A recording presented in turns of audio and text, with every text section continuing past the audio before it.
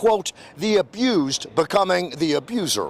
It is very concerning. It should be concerning to every resident of Harris County that we have this situation in the 280th. It's routine for judges to grant protective orders for 2, possibly 4 years. Judge Stalder is known for granting lifetime protective orders on a routine basis. I've never personally in any of my cases ever seen a lifetime protective order issued. Stalder has even included children in lifetime protective orders, basically ending a person's parental rights. I've even seen Judge Stalder issue a lifetime protective order to a pregnant woman for an unborn child. And the problem is people don't realize that this is happening until they land in that court. Hey guys, today I want to go over Stary v. Ethridge. It's a Texas Supreme Court case, and it's going to be heard October 29, 2024. Now, for those that don't know me, my name is George Saldana. I'm a Harris County Family Court veteran. I've been in the Harris County Family Courts for the last 8 years. I've seen some things, and I can identify with some of the things that have happened to Christina Stary. I noticed the legal abuse and the patterns that we've seen come out of the 280th District Court out of Harris County. So with that being said, let's just go over this case a little bit before it's heard October 29th. If you're in a Texas family court, you want to stay on top of this case. There's a lot of cases that we see going through family courts where a lot of people like to make false allegations. A lot of people like to lie. A lot of people like to throw other parents in jail based on these false allegations. And I think that's what kind of happened here. If you listen to her story, it's going to come out a little bit more clear. But the issue here, the underlying issue here, is that these courts are ripping parents away without due process. And if y'all know anything about the 280th court, that was Judge Barbara Stalder, which now has been replaced by Judge Diane Kirby. And that court really doesn't have a very good reputation as to upholding the law or people's constitutional rights.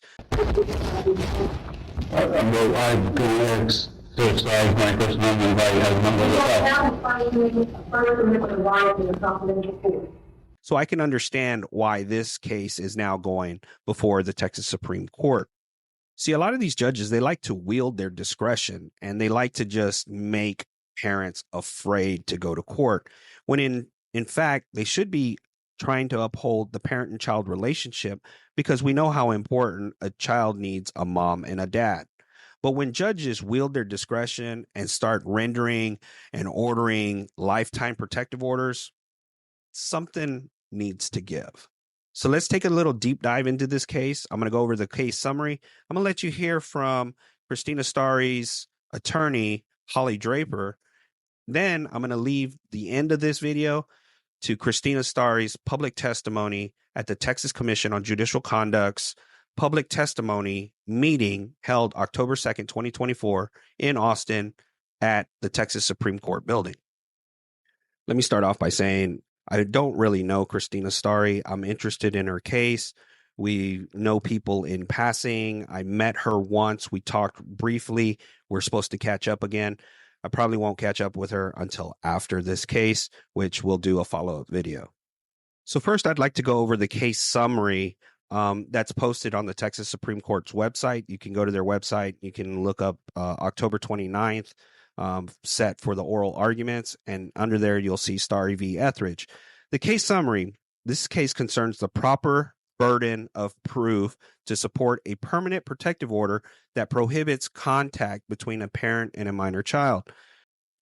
Christine Stary and Brady Ethridge divorced in May of 2018. In March of 2020, Ethridge filed an application for a protective order, alleging that Stary had committed acts of family violence and abuse against their children, including an arrest for third-degree felony offense of injury to a child.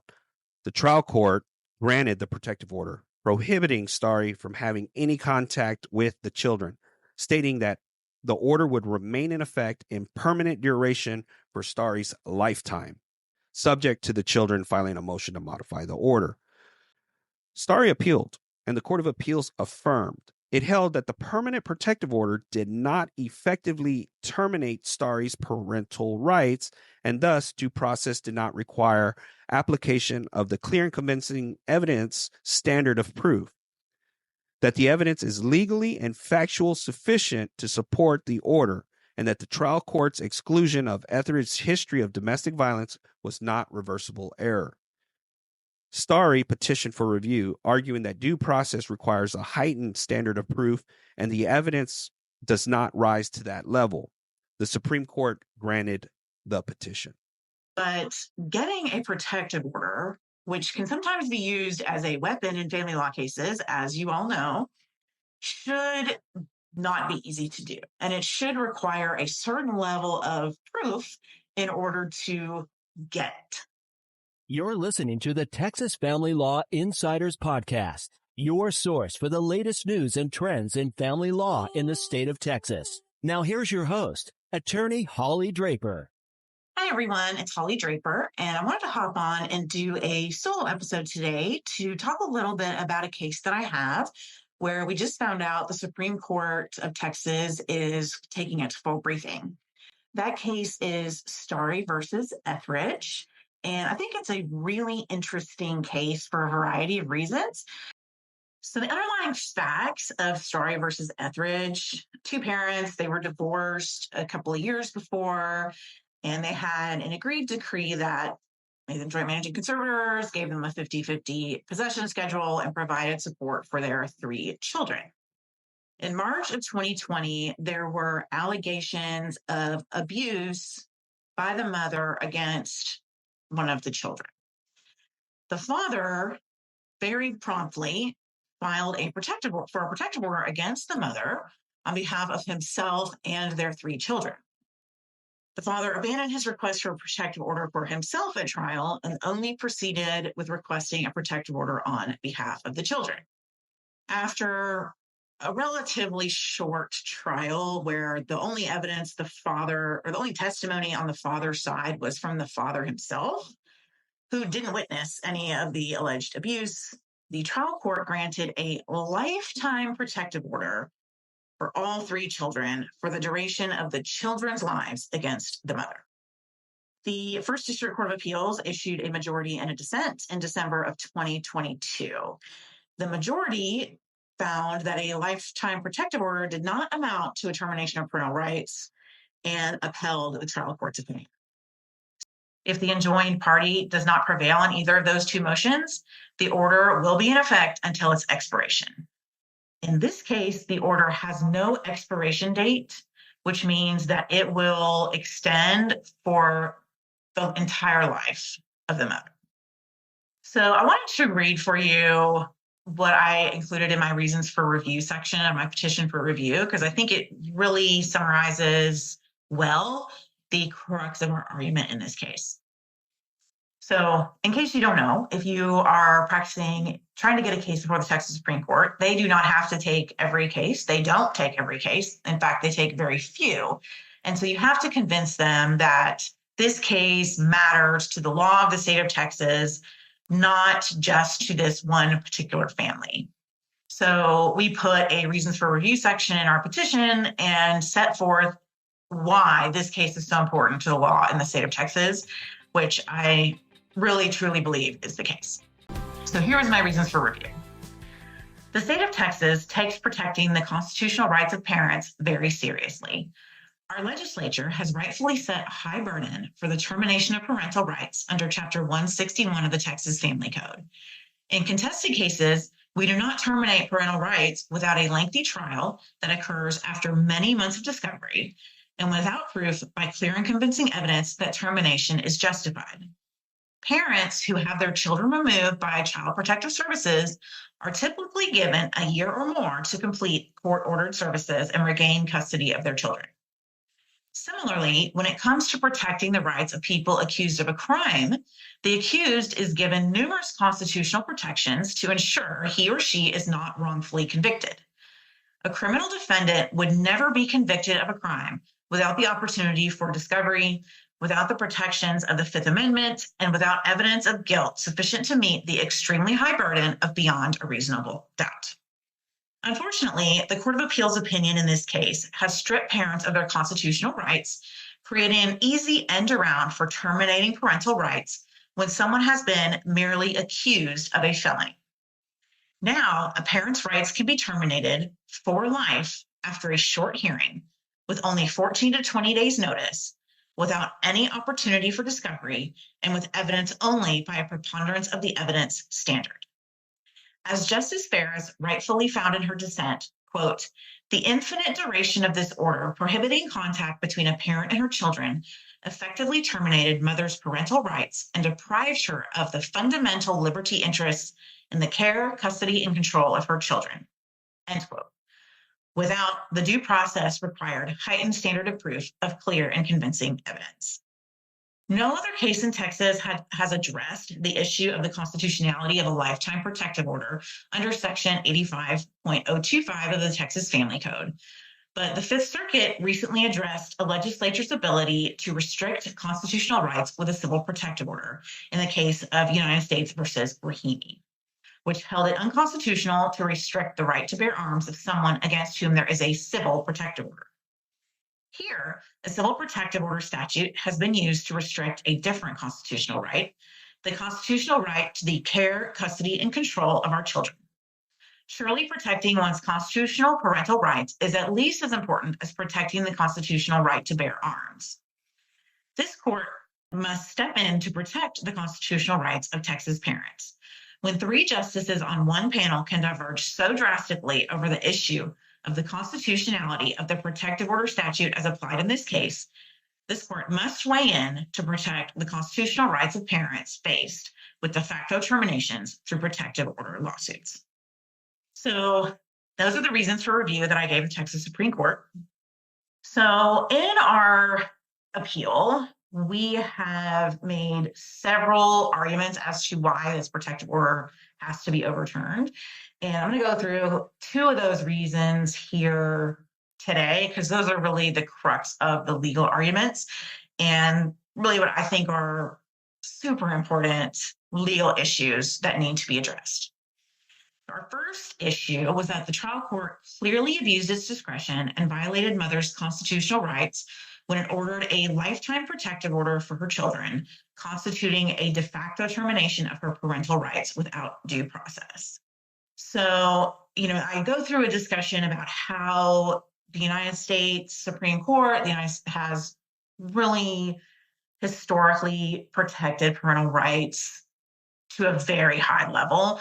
It's considered one of the most important natural fundamental rights that we have as United States citizens. And because of that, under Texas law, our termination statutes require a clear and convincing standard of proof. There is a United States Supreme Court case where the court said, the right to enjoy a natural family unit is no less important than the right to liberty, which requires at least a clear and convincing standard of proof to inhibit such liberty. So, due to the severity and permanency of a termination process, due process requires that the party seeking to terminate parental rights prove the necessary elements by the heightened burden of clear and convincing evidence. As a result, under Texas Family Code Section 161.001, Texas law requires proof by clear and convincing evidence at the trial court level in order to terminate someone's parental rights. Clear and convincing evidence means the measure or degree of proof that will produce in the mind of the trier of fact a firm belief or conviction as to the truth of the allegations sought to be established. The protective order burden of proof of preponderance of the evidence is significantly less than the clear and convincing burden. But I contend that the interest at stake when a court orders a lifetime protective order against a parent is equivalent to the interests at stake that require proof by clear and convincing evidence. When the trial court in this case ordered a lifetime protective order against the mother for the duration of her children's lives, the court essentially terminated her constitutional parental rights to the care, custody, and control of her children through a loophole that allowed the effect of a termination proceeding without the due process of one. The protective order in this case prevents the mother from communicating directly with her children or going within 100 yards of them forever. Calling this a lifetime protective order rather than a termination is a distinction without a difference. It truly cuts off her ability to be a parent and to meaningfully participate in the core activities of being a parent. She can't see them, she can't communicate with them, she can't attend their school activities, she can't have any type of relationship with them forever. And without a guarantee that mother can take certain actions and rebuild a relationship with her children, she is left standing in the same shoes as a parent whose parental rights have been terminated by a court without recourse. Except that here, the father was not held to a clear and convincing burden of proof as required for termination of the family code. So the majority opinion here argued that because the mother retained certain extremely limited parental rights, that this lifetime protective order did not amount to a termination. I personally much more agree with the dissent, which found that the lifetime protective order here divested the mother of all meaningful contact between her and her children forever. And that it is even more restrictive than a termination order because termination orders do not bar parents from contacting or directing activities toward their children once the child has reached the age of majority. Here, it's forever.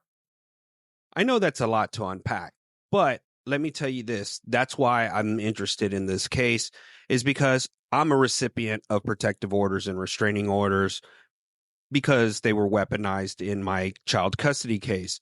With that being said, a lot of this information hopefully will be addressed in the Texas Supreme Court, which will set precedent for a lot of us parents that are dealing with these specific issues. Let me turn you over to Christina Stary. This is her public testimony at the State Commission on Judicial Conduct's public meeting this last October 2nd, 2024. Hi. So I'm Christine Stary, and I have been invited here by all of you through the family court system. Whether you knew it or not, I'd show up one day because I had a seemingly normal life, and then it just shattered into 100,000 pieces when my kids disappeared because of a court system that's broken. I'm not going to tell you what I think. I'm going to tell you what the Texan says, because my time is wasted. But don't think that I won't make an impact. I'm here, and I will make an impact.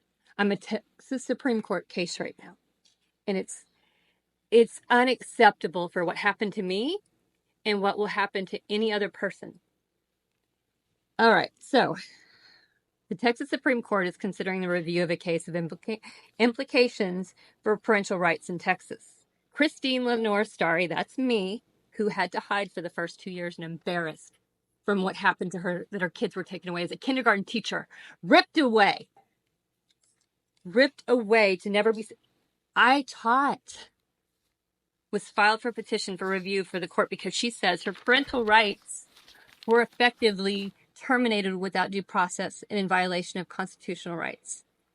The Family Freedom Project, and an affiliate of the Texas Homeschool Coalition, filed an amicus curiae brief encouraging the court to consider her case. The rights of all Texas parents at risk. All the Texas parents at risk because of this decision. In a recent case where a court issued a lifetime ban. Lifetime. I would never see my children again in a civil court on a mother's relationship with her children without following due process. The Family Court Freedom Project said in a press release, according to Stary's brief filed with the court, she and her ex-husband divorced in 2018 with a 50-50 possession schedule of the 3 minor children. In 2020, the mother was charged with injury to a child. Guess how easy that starts when you have a divorce? How the court plays out at the expense of lawyers. The father filed for a protective order, and after a hearing in October of that year, he was granted a lifetime protective order. For all 3 children, for the duration of their lives. The mother had not been convicted of a crime at that time of the court order, nor has now. Stary asked for facts and findings from the court, the 280th, in Houston, Texas, or Harris County, from the Harris County Trial Court, but never received them. She then requested a new trial. Her motion was denied. In June 2021, the mother filed for an appeal with the First District Court of Appeals. In December, the 2022 opinion, a majority of a 3-panel judge affirmed the trial. However, Justice April Farias, wrote in a dissenting stating the trial court's implementation of a lifetime protective order against the parent based on facts found by mere preponderance of evidence violated Stary's rights. So 1 out of 3. My kids are gone. If you don't find me in a movie at some point, I'll be very surprised. It's sickening, and you'll need to stop. Thank you, ma'am. And again, some of the similarities that you see are that there was no witness testimony. There was no evidence to show that she actually abused her children. There was no criminal conviction for child abuse. But yet people still use this tactic, and judges just eat it up and eat it up and eat it up. And ultimately, Christina Stary's children have lost. They've lost out on a mother. Tell me what you think in the comments below, and thanks for watching.